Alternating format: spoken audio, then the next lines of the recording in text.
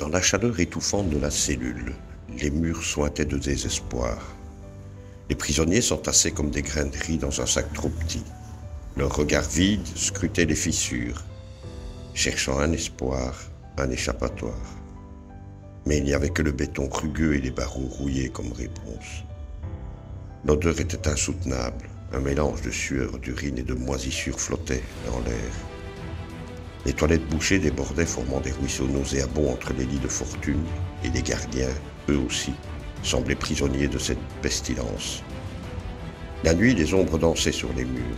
Les silhouettes fantomatiques se glissaient d'une cellule à l'autre, murmurant des secrets à peine audibles. Certains disaient que les murs avaient une mémoire, qu'ils enregistraient les cris, les pleurs et les prières des détenus.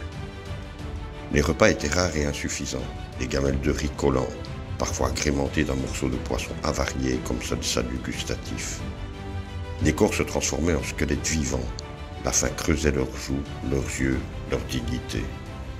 Pourtant, au milieu de cette misère, l'espoir survivait. Des mots échangés allaient dérober, des sourires furtifs, des lettres griffonnées sur des bouts de papier cachés sous les matelas. L'amour, la rédemption, la liberté, tout cela se nichait dans les interstices du désespoir. Et ainsi, les murs de la prison gardaient leurs secrets, leurs histoires d'âmes brisées et de rêves inassouvis. Car même dans l'obscurité, l'humanité trouvait un moyen de survivre.